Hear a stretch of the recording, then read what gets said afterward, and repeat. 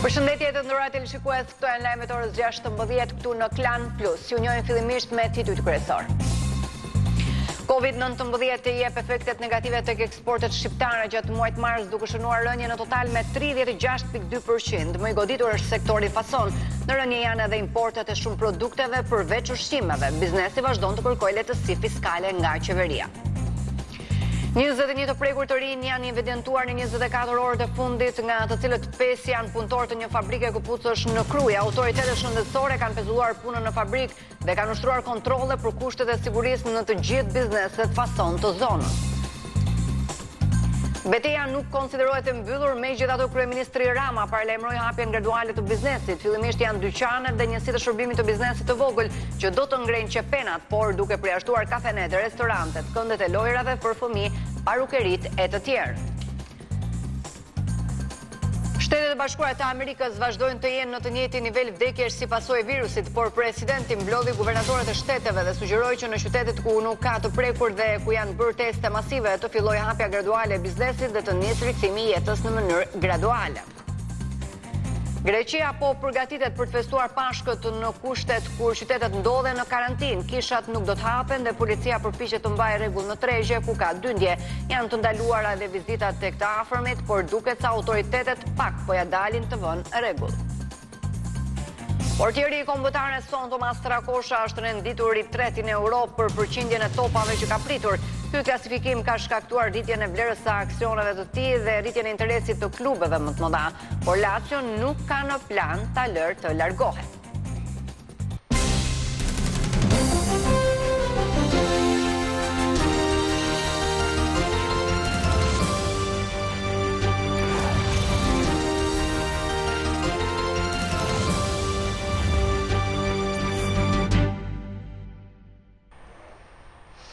Dhe tani do t'ju njohim gjërësisht Covid-19 i jep efektet negative tek eksportet shqiptare gjatë muajit mars, duke shënuar rënje në total me 36.2%. Më i goditur është sektori fason. Në rënje janë edhe importet e shumë produkteve përveç ushqimeve. Italia është vendi me cilin eksportet pësuan uljen më të madhe, ndërsa nga Kina u shënuar rënja më e fortë e importeve.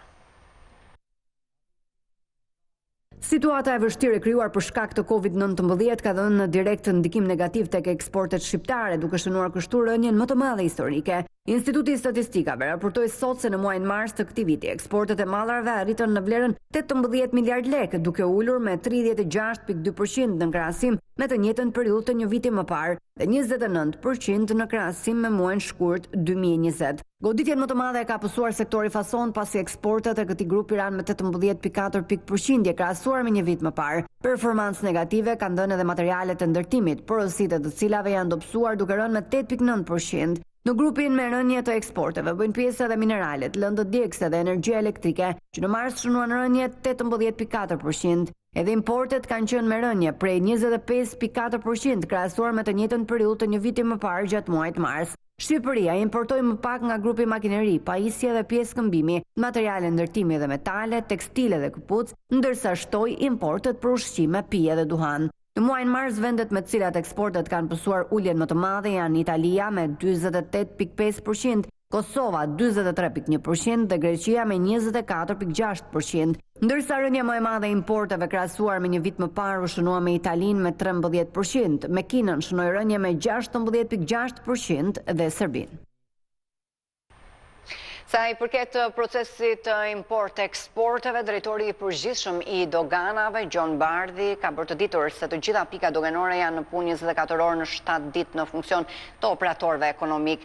Sipas Bardhit, palët e CEFTA-s kanë përcaktuar pika të gjelbërta prioritare të kalimit kufitar, të cilat për Republikën e Shqipërisë janë degë doganore Durrës, Morin, Hanihotit, Qaftan dhe Kakavi. Një tjetër masë është edhe për shpejtimi i kalimit të disa mallrave me rëndësi parsorë, ku mjetet që transportojnë këto produkte janë të autorizuara të anashkalojnë çdo radhë të mundshme.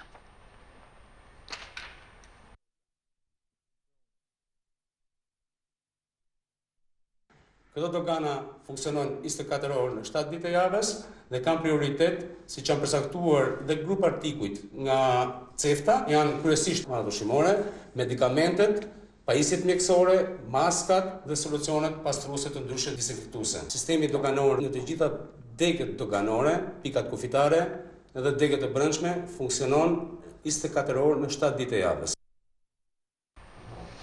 Dhoma e tregtisë dhe industrisë në Durrës i është drejtuar këshillave bashkiake të 3 qyteteve. Durrës, Shijake, Krujë me njësër kërkesash për shtyrjen e afatit, lehtësimin dhe uljen e taksave dhe tarifave vendore ndaj bizneseve që janë mbyllur si pasojë e situatës së jashtëzakonshme. Në Durrës, sipërmarrja private është duke vuajtur dyfish situatën e rëndë. Goditja e parë ishte pas tërmetit të 26 nëntorit, ku veç dëmeve materiale, biznesi u mbyll për shkak të braktisjes së qytetit, por edhe mungesës së sigurisë. Goditja e dytë është paraliza totale që pësoi si pasojë e gjendjes së jashtëzakonshme nga Covid-19. Për të shmangur falimentit total të këtyre bizneseve, dhoma e tregtisë së Durrësit i është drejtuar me disa kërkesa këshillave bashkiake të 3 qyteteve të qarkut për lehtësimin e barrës fiskale nga taksat vendore. Anullimi i taksave dhe tarifave vendore për të gjitha bizneset e mbyllura, duke zbritur pagesën e 3 mujorit të dytë përveç taksës së pastrimit. Ulje me 20% të taksave dhe tarifave vendore për vitin 2020 për të gjitha bizneset pa përjashtim. Shtyrja e afatit të pagesave të taksave dhe tarifave vendore 6 mujorin e dytë për të gjitha bizneset, duke bërë likuidimin me këset të tyre. Përjashtimi i bizneseve të turizmit dhe transportit të udhëtarëve nga pagesat e taksave dhe tarifave vendore për vitin kalendarik 2020. Për bizneset që tashme i kanë paguar të plota taksat dhe tarifat vendore për vitin 2020, deri në hyrjen në fuqi të ndryshimeve të propozuara, mbetja të mund të indeksohet për vitin 2021. Dezinfektimin e mjediseve të bizneseve në kuadër të administrimit të fondeve të mbledhura nga taksa e pastrimit. Prej ditësh biznesi përmes shoqatave të tij ka kërkuar qeverisë mbështetje nga shteti për të shmangur rënien e ekonomisë në kolaps. Qeveria ka miratuar 2 paketa financiare, por ato sipas biznesit janë paketa sociale për të ardhur në ndihmë shtresave të varfra dhe nuk japin efekte serioze në shpëtimin e ekonomisë. Betejë nuk konsiderohet e mbyllur, megjithatë kryeministri Edi Rama paralajmëroi hapjen graduale të biznesit. Fillimisht janë dyqanet dhe njësitë e shërbimit të biznesit të vogël që do të ngrenë qepenat, por duke përjashtuar kafenet, baret, restorantet, këndet e lodrave për fëmijë, parukeritë e të tjerë.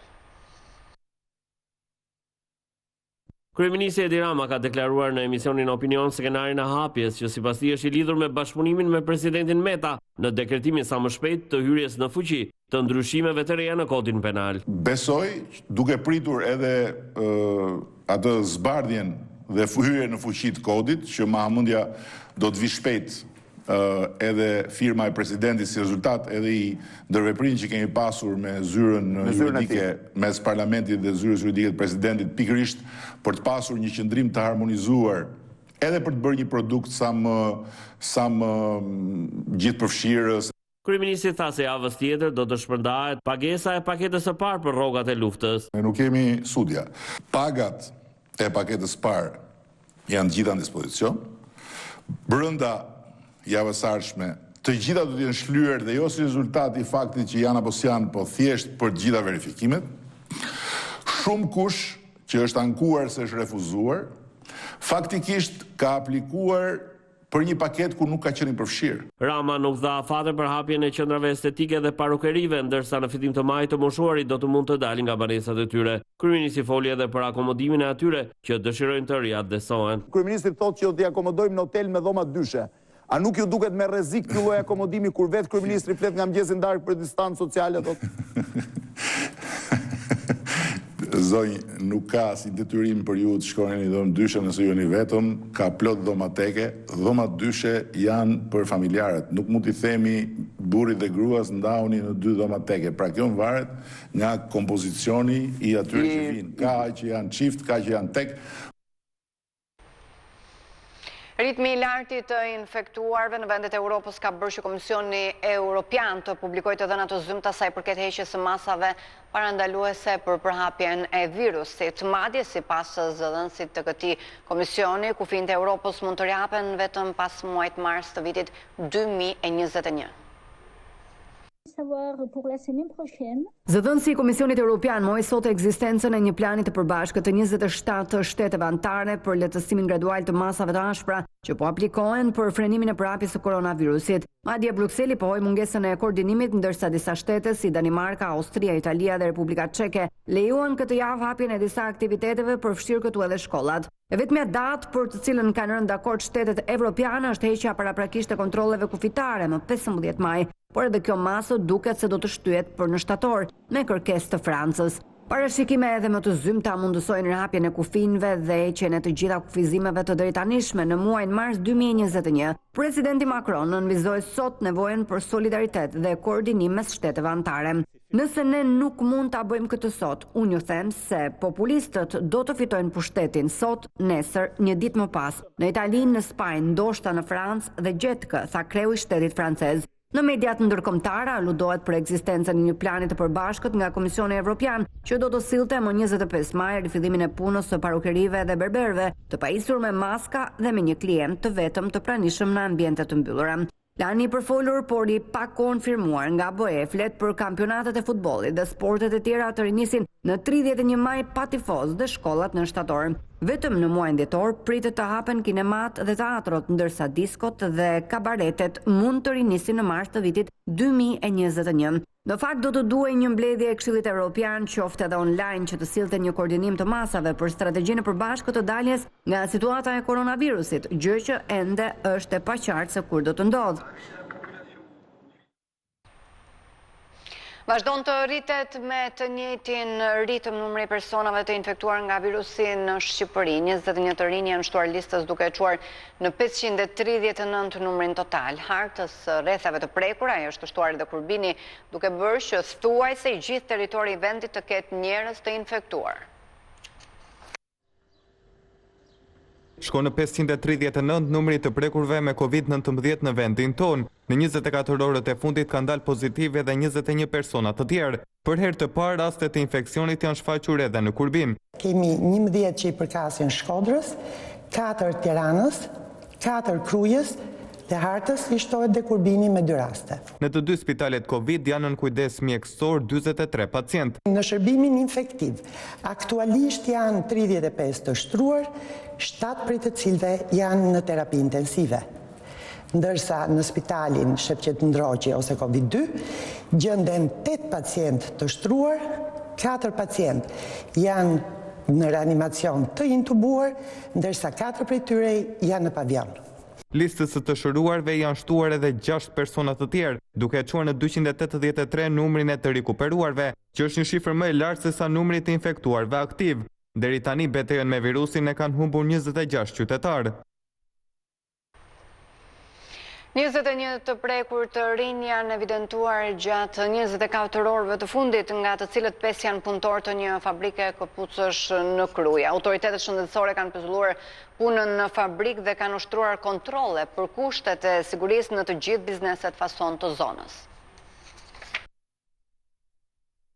Ndryshe nga shumica e bizneseve në vend që u është ndaluar zhvillimi I aktivitetit, bizneset fasone vazhdojnë punën normalisht. Por në një nga bizneset e këtij lloji në Kruj u konfirmuan të paktën 5 raste me koronavirus. Godina pas meje është fasoneria që u shndërrua në vatër infeksioni. Rastet u konfirmuan ditën e djeshme, ndërsa mësohet që rasti 0 ka qenë një punonjëse nga fushë Kruja. Deri më tani kanë rezultuar pozitiv 3 punëtor, ndërsa pacienti I 4 I prekur me COVID-19 është djali I gruas që pretendohet të jetë përhapësja. Por sot janë regjistruar edhe 2 raste të tjera në zonën e Kurbinit, ku burime për Klan Plus pohojnë se edhe ato janë punëtore të së njëjtës fabrikë këpucësh, e cila nga sot ka pezulluar aktivitetin, ndërsa nuk dihet nëse do të jetë vetëm momentale apo duhet të prezë deri në një vendim të dytë. Deri dje në kompani vazhdonin punën të paktën 50 persona nga 400 që ka gjithsej në staf. Nga ana tjetër, duke marrë shkas nga ngjarja që ndodhi në qytetin e Krujës, Task Force e Ministrisë së Shëndetësisë ka bërë kontroll të disa fasonerive në vend për të parë nëse puna vazhdon konform rregullave të vendosura për parandalimin e përhapjes së COVID-19 në vendin tonë. Ndërkohë, shoqata e biznesit fason, duke mbështetur detyrimin e çdo sipërmarrësi për të përmbushur kushtet higjienike dhe të sigurisë, ka reaguar përmes një deklarate, duke kërkuar që të mos ushtrohet presion mbi bizneset përmes gjobave të rënda dhe kërcënimeve.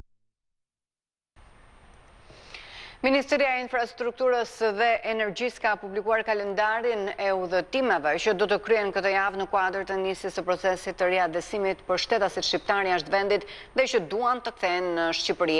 Sipas njoftimit, në datën 18 prill do të kryhet udhëtimi i parë Stamboll-Tiranë, më pas Tiranë-Rom dhe Rom-Tiranë, ndërsa në datën 19 prill do të kryen fluturimet Tiranë-Milano dhe Milano-Tiranë.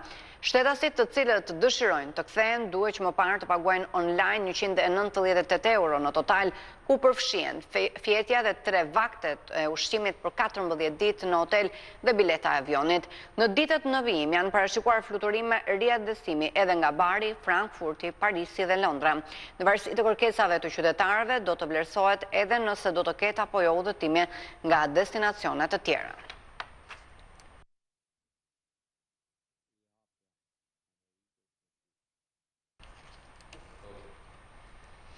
Shtetet e Bashkuara të Amerikës vazhdojnë të jenë në të njëjtin nivel vdekjesh si pasojë e koronavirusit, por presidenti Trump ka menduar për të bërë hapjen graduale të qyteteve dhe bizneseve. Ai mblodhi guvernatorët e shteteve dhe sugjeroi që në qytetet ku nuk ka të prekur dhe ku janë bërë testime masive të fillojë rikthimi i jetës në mënyrë graduale. Sërish Shtetet e Bashkuara të Amerikës kanë shënuar një tjetër bilanc tragjik. Në 24 orët të fundit kanë humbur jetën 2174 persona, duke kapur një total vdekjesh për gati 35.000. Po ashtu mbetet një problem i madh dhe numri i rasteve të reja me COVID-19, ku aktualisht numërohen 678.000 persona të infektuar. Presidenti Amerikan Donald Trump në një konferencë në Shtëpinë e Bardhë i paraqiti guvernatorëve të shteteve amerikane planin për të ringritur nga ana ekonomike. Në bazë të këtij plani, vendet ku kanë regjistruar më pak vdekje dhe infeksione, si dhe janë kryer testime në masë, do të kenë një rihapje graduale të bizneseve dhe shkollave. Në fazën e parë, plani rekomandon ruajtjen e një distance të rreptë fizike për të gjithë njerëzit ku ndodhen jashtë shtëpive të tyre. Në fazën e dytë, grumbullime njerëzish më të mëdha se 50 persona duhet të shmangen, ndërsa në fazën e tretë parashikohet një kthim në normalitet për shumicën e amerikanëve, duke u përqendruar tek identifikimi dhe vendosja në karantinë e personave që kanë shfaqur virus. Por kryetarja e Dhomës së Përfaqësuesve Nancy Pelosi i quajti këtë plan të Trump si shumë të paqartë dhe e ka akuzuar atë që nuk po kryen testime në masë për popullsinë. Ndërkaq, teksa në fund të muajit të kaluar i gëzohej fitores në luftën kundër pandemisë, Kina sot ka regjistruar vdekje të reja. Numri i tyre është rritur me gati 50%, pra rreth 1290 vdekje për një total për gati 4636. Për disa kohësh ishin hedhur dyshime mbi shifrat që raportonte Kina mbi koronavirusin, por zyrtarët e Wuhan theksuan se nuk kishte asnjë fshehje të shifrave të vërteta. Një ditë më parë Washington Post dhe gazeta gjermane Bild e akuzonin Kinën për një krim ndaj njerëzimit, se ka fshehur epideminë, kundërkohë në vend vitin e kaluar regjistroheshin infeksionet e para. Kurba e të infektuarve në vendet e Europës vjon të jetë e lartë. Aktualisht, Britania e Madhe ka një ritëm të shfrenuar të infektuarve, por edhe Rusia tashmë mund të cilësohet si vatër e re e pandemisë pasi numri i të prekurve po rritet me ritme shumë të shpejta. Koronavirusi tani më ka prekur më shumë se 2.200.000 persona në të gjithë botën, nga ku 147.000 prej tyre kanë ndërruar jetë që nga fillimi i pandemisë. Situata e agravuar e të infektuarve ka bërë që Britania e Madhe të vendosë zgjatjen e masave dhe për 3 javë, për të parandaluar përhapjen e mëtejshme të epidemisë. Aktualisht në vend numërohen 13.729 vdekur dhe mbi 100.000 të infektuar. Vendet më të prekura në Evropë vijojnë të mbeten Spanja dhe Italia, por tani më për të dyja vendet është ndezur një dritë jeshile pasi pandemia është vendosur në kontroll. Në Spanjë deri më tani numërohen 19.000 viktima dhe 184.000 të prekur. Edhe në Itali, shifrat tregojnë një rritje të qëndrueshme të viktimave dhe të prekurve. Vendi tani aktualisht numëron 22.000 vdekje dhe mbi 170.000 të infektuar. Gjermania ka regjistruar 299 viktima nga koronavirusi në 24 orët të fundit, duke e çuar totalin e përgjithshëm të tyre në 4.098. Në total deri më tani, në vend janë konfirmuar 138.000 të prekur. Franca vijon të përballet me ditët më të vështira, ku deri më tani kanë humbur jetën mbi 17.000 persona, ndërsa numri të infektuarve ka arritur në 165.000. Qeveria ka prezantuar një plan prej gati 110 miliard eurosh për të ndihmuar bizneset, familjet dhe kompanitë e mëdha që janë duke përjetuar krizën e koronavirusit. Rusia tani më është një tjetër vatër e epidemisë. Në 24 orëshin e fundit janë regjistruar 41 vdekje, duke kapur shifrën e 273, ndërsa numri të infektuarve ka arritur në 32.000. Në një bisedë telefonike, presidenti amerikan Donald Trump i mbrojtoi kreut të Kremlinit Vladimir Putin që të dërgohen ndihma kryesisht në aparatura si respirator për t'u ardhur në ndihmë spitaleve. Greqia po përgatitet për të festuar Pashkët në kushtet kur qytetet ndodhen në karantinë. Kishat nuk do të hapen dhe policia po përpiqet të mbajë rregull në tregje ku ka dyndje për të blerë mishin e qingjit. Janë të ndaluara edhe vizitat tek të afërmit, por duket se autoritetet pak po ja dalin që të vënë rregull. Tregjet e mishit në Athinë dhe stacionet autobusëve janë mbi populluar orët e fundit, ndërsa besimtarët ortodoks grek po festojnë ditët e shenjta që kulmojnë me të dielën e Pashkëve ortodokse. Janë të parat Pashkë në shtetin Tomqin që do të festohen në izolim për shkak të koronavirusit. Madje rezultati në frenimin e numrit të infektuarve apo të vdekurve do të testohet sidomos të dielën ku mijëra grek mblidhen në shtëpitë e të afërmve për të festuar. Në tregjet ku po blihet sidomos mishi i qingjit dhe ai derit nuk po zbatohen fare distancat mes blerësve, ndërsa çmimet nuk janë rritur. Edhe në stacionet e autobusave, qytetarët grek që prisnin qingjat apo derrat e paketuar nga zonat të tjera të vendit nuk mbanin ndonjë distancë sigurie mes tyre. Në të njëjtën kohë, shumë prej tyre kanë zgjedhur të mos mbajnë as doreza në duar dhe maska në fytyrë. Policia greke po përpiqet për të mos lejuar që njerëzit të vizitojnë familjarët në qytete të tjera dhe në kisha të cilat do të jenë të mbyllura për publikun. Qytetarët që përpiqeshin të largoheshin nga banesat e tyre në porte, stacione autobusësh apo autostrada, sidomos emigrantë shqiptarë që tentojnë të festojnë natë dhe janë gjobitur deri në 300 euro. Ata nuk kishin lejen e posaçme të autoriteteve për të lëvizur drejt Kakavijës. Zëvendës ministri i mbrojtjes civile Sotiris Sidoras paralajmëroi që kushdo që thyen rregullat dhe kalon në rrugët që të çojnë në autostradat kombëtare dhe rrugët kryesore brenda dhe jashtë qyteteve do të kthehen mbrapsht. Targat e makinave të tyre do të sekuestroheshin për 60 ditë dhe do të gjobiteshin 300 euro. Të njëjtat masa të rrepta do të zbatoheshin në aeroporte, porte, stacione kurorëdore dhe autobus në distanca të gjata. Të gjitha masat do të jenë në fuqi deri në datën 27 prill, tha Siodras. Punëdhënësit që japin leje për të shkelur shtetërrethimin për persona që nuk paraqesin shkënaqje thelbësore do gjobiten me 10.500 euro për person dhe do të ndiqen penalisht. Shumë qytetarë grek ndihen të trishtuar për këto pashkë të pazakonta. Kryepeskopi i Greqisë u bëri thirrje qytetarëve që të luten në shtëpitë e tyre. Predikimet do të zhvillohen në kisha boshe dhe në televizione. Aktualisht në Greqi ka 2192 raste të infektuarish me COVID-19, si edhe 102 viktima.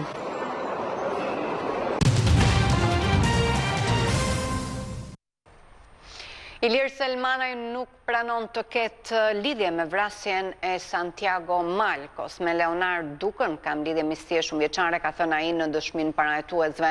Nuk e kam takuar prej shumë muajsh dhe nuk kam informacion për vrasjen e Santiago Malcos. Nuk e njoh fare, e kam parë vetëm në televizor që flitej për të. Prej muajsh kam qëndruar i fshehur dhe rrallë kur dilja, lëvizja i armatosur sepse më rrezikohet jeta nga kundërshtarët e mi dhe të Leonardit. Më kanë thënë se Ervis Martin do të më e qafëm, sot të këtë deklaruar Ilir Selmanaj. Ai u vu në pranga pas ditën e djeshme dhe në momentin e arrestimit në rrugën Endri Keko, Selmanaj mbante me vete edhe një pistolet. Pas sekuestrimit të armës nga policia, ajo rezultoi e mbushur me një plumb gati për qitje.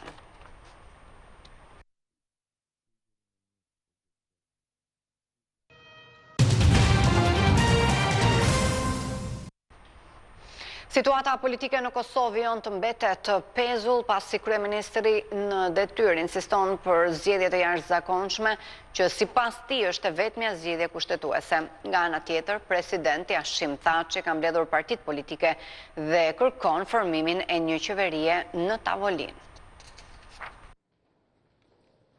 Kryeministri në detyrë një herët kryetari i LVV-s Albin Kurti i ka kthyer përgjigje me shkrim presidentit Hashim Thaçi. Në letër Kurti shkruan se nuk është duke hezituar që t'i përgjigjet për dërgimin e emrit të mandatarit. Kurti sërish ka kërkuar nga presidenti sqarim për, siç shkruhet në letër, përdorimin e standardit të dyfisht që Thaçi dhe partitë politike po tentojnë ta imponojnë në rrugë jo kushtetuese. Pas votimit të mocionit të mosbesimit ndaj qeverisë Kurti nga Kuvendi i Kosovës, presidenti presidenti ka takuar liderët e partive politike parlamentare me të cilët ka diskutuar për dy mundësi, zgjedhjet e jashtëzakonshme dhe krijimin e një qeverie të re. Pas lëvizjes vetëvendosje të gjitha partitë politike janë përcaktuar për krijimin e një qeverie të re, ndërsa në bazë të kushtetutës i takon lëvizjes vetëvendosje të parës që të dërgojë emrin e mandatarit. Në 3 kërkesa që presidenti i ka bërë kreu të partisë, nuk ka marrë përgjigje konkrete nga Kurti, por në secilën letër, Kurti insiston për zgjedhjet e jashtëzakonshme, duke u thirrur në nenin 82 të kushtetutës. Derisa Lidhja Demokratike e Kosovës është shprehur se si parti e dytë pas shtërimit të mundësive të LVV-s është e gatshme të krijojë qeverinë bashkë me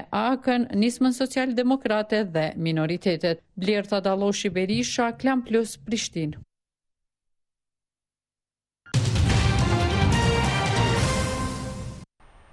Edhe pse nuk i mungon asgjë, fëmijët e familjeve mbretërore privohen nga shumë lodra që tashmë për shumë bashkëmoshatarë të tyre janë pjesë e pandar. Rasti konkret është me Education Kate Middleton, e cila nuk i lejon fëmijët e saj të përdorin asnjë pajisje elektronike dhe vetmja formë argëtimi për ta janë sportet në natyrë. Fëmijët e familjeve mbretërore kurse si nuk mund të edukohen apo të shkollohen një lloj si fëmijët e zakonshëm. Në familjen e Kate Middleton dhe princit William janë vendosur rregulla shumë strikte, në mënyrë që fëmijët të edukohen si duhet. Megjithse po qëndrojnë në izolim, Kate nuk i toleron as pak fëmijët me internetin apo të qëndruarit për një kohë të gjatë në ekran. Ajo është tepër e kujdesshme me princin George, Louise dhe princeshën Charlotte dhe nuk i lejon të kenë pajisjet e tyre elektronike. Duke ish sigurohet që të vegjëlit e saj të merren me aktivitete të ndryshme dhe të qëndrojnë sa më shumë në natyrë. Ajo po i shtyn fëmijët të merren me art, pikturë apo aktivitete sportive. Teksa po shijojnë privatësinë e tyre në Los Angeles, pas largimit nga pallati mbretëror, Meghan Markle dhe Harry kanë bërë një gjest shumë të veçantë. Çifti ka shpërndar ushqime për familjet në nevojë që e kanë të pamundur të dalin në këtë periudhë izolimi. Në bashkëpunim me organizatën jo fitimprurse Angel Food, ata kanë dhëruar pako me ushqime të gjithë njerëzit që janë duke përballur me krizën e COVID-19. Të veshur me xhinse, Harry dhe Meghan banin doreza dhe maska. Më herët ata dolën vullnetar për të gatuar vaktet për të gjithë njerëzit e paralizuar, të cilët tani më janë më të ekspozuar nga virusi. Këngëtari Michael Bublé dhe partnerja e tij Luciana Lopilato kanë zgjedhur që këtë periudhë izolimi ta kalojnë me ndjekësit e tyre duke komunikuar me ata. Por videoja e fundit e bërë nga vetë çifti po bën xhirën e rrjetit. Këngëtari ka shfaqur një sjellje mjaft agresive ndaj bashkëshortes, teksa Michael ka përshëndetur ndjekësit, Luciana e ka ndërprer partnerin duke i thënë fansave si jeni njëkohësisht me të. Kjo gjë e ka bezdisur 44 vjeçarin dhe e ka goditur me bryr Lucianën. Megjithëse Michael e ka kthyer situatën me humor, mimika e fytyrës së Lucianës tregon se ajo duket e befasuar dhe e stepur njëkohësisht nga veprimi i partnerit. Pas kritikave të shumta që u qarkulluan në rrjet, ajo i ka dalë në mbrojtje bashkëshortit, duke thënë se disa njerëz përpiqen gjithnjë të jenë dashakeqës. Të nderuar televizionistë, këtu kemi ardhur në fund të këtij edicioni. Unë ju falenderoj për vëmendjen, bashkë mirupafshim.